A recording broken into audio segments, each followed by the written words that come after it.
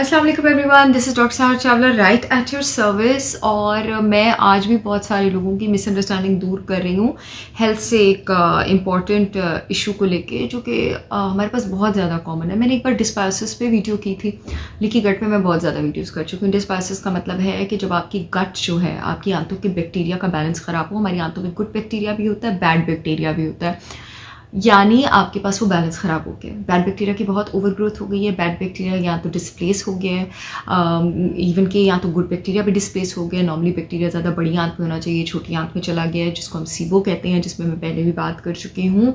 या फिर आपका बैड बैक्टीरिया ओवर ग्रोथ होने की वजह से आपकी जो आंतों के सेल्स हैं उनका डायमीटर ज़्यादा हो गया है, आपको लीकी गट हो गया है, जिसकी वजह से आपको मल्टीपल फूड एलर्जीज शुरू हो गई हैं। अगर फूड एलर्जीज नहीं भी शुरू हुई, क्योंकि वो टेस्ट में डायग्नोज हो जाती हैं, तो आपको फूड सेंसिटिविटीज़ शुरू हो गई हैं। और क्योंकि फूड सेंसिटिविटीज़ टेस्ट में डायग्नोज नहीं होती, तो अब आपको पता नहीं लग रहा कि आपके साथ जो हो रहा है उसकी वजह क्या है।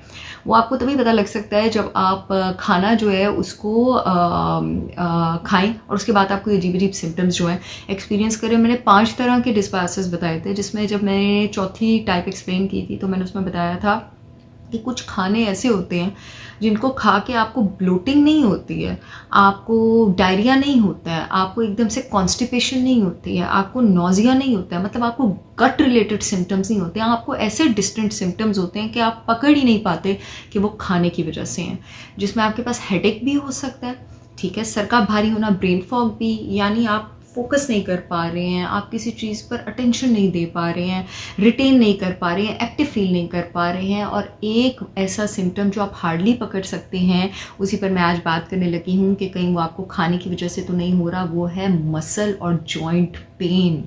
ये आपके पास डिस्बायोसिस और लीकी गट होने का बहुत प्रोमिनेंट सिम्टम है, और ये ऑलमोस्ट 60 से 70% ऑफ पॉपुलेशन को अफेक्ट करता है। डिस्बायोसिस और लीकी गट जितने लोगों को होता है उसमें से 60 से 70% लोग इस लेवल तक पहुंच जाते हैं, और वो अपना यूरिक एसिड टेस्ट करवाते रहते हैं, अपना आर फैक्टर टेस्ट कराते रहते हैं, ऑर्थोपीडिक सर्जन के पास वो जाते रहते हैं। ये सारे रीजंस भी हो सकते हैं, लेकिन उनको समझ नहीं आ रही थी कि रीज़न ये है ही नहीं है। एनएसएड्स, पेन किलर खाते रहते हैं, बेड़ा गर्क करते रहते हैं अपनी सेहत का। यहाँ पर कुछ लोग तो स्टीरॉयड की इंजेक्शन लगवाना शुरू हो जाते हैं, और सिर्फ ये नहीं समझ पाते कि कुछ खास ऐसे फूड आइटम्स हैं जिनसे उनकी बॉडी हसास है। लीकी गट होने की वजह से, बैड बैक्टीरिया की ओवर ग्रोथ होने की वजह से उनकी बॉडी उस खाने को कबूल नहीं कर रही है, और सिर्फ उन खानों को आपने अपनी लाइफ से निकालना है। हाँ, आप जब किसी डिजीज़ के डायग्नोसिस पे पहुँचते हैं, उससे पहले आप डिफरेंशियल डायग्नोसिस पे पहुँचते हैं, यानी उससे पहले आप कुछ चीज़ें शॉर्टलिस्ट करते हैं जिनको आप टिक टिक टिक टिक टिक करके एक्सक्लूड करते जाते हैं, फिर आप कहते हैं कि हाँ ये वजह होगी।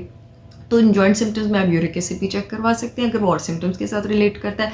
आप आर फैक्टर, क्योंकि रिमेटॉइड आर्थराइटिस खुद एक टाइप का ऑटोइम्यून डिजीज़ है, और हर टाइप का ऑटोइम्यून डिजीज़ लीकी गट से एसोसिएटेड है, तो हो सकता है कि आपको रिमेटॉइड आर्थराइटिस भी हो और साथ साथ आपको ये लीकी गट का फूड सेंसिटिविटीज़ का इशू भी है। हो सकता है कि आपको ये इशूज़ ना और आपको सिंपल फूड सेंसिटिविटीज़ हो।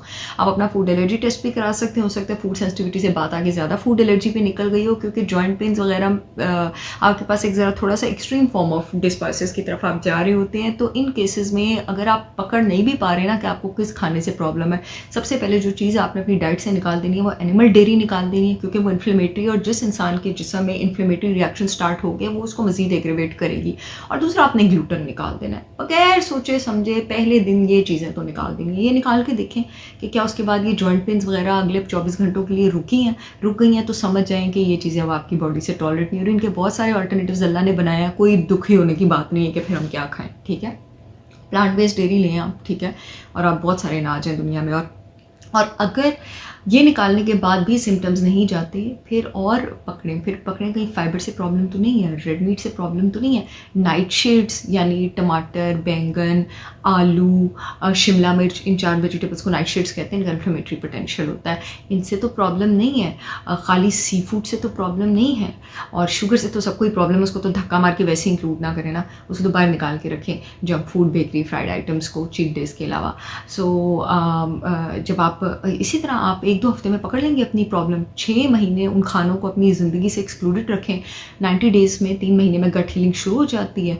उसके बाद कभी कभी आप उसको लेना अफोर्ड कर सकते हैं, जैसे इंसान चीट डेज़ पे लेता है, और आप देखेंगे कि आपकी ज़िंदगी कितने सुकून में आ जाएगी, जिस्म से दर्दें भी चली जाएंगी, एनर्जी लेवल्स भी आपके ठीक हो जाएंगे, ओवरऑल भी आप बहुत अच्छा महसूस करेंगे। मूड पे आपका गट हेल्दी हो तो इसका बेहतरीन असर होता है।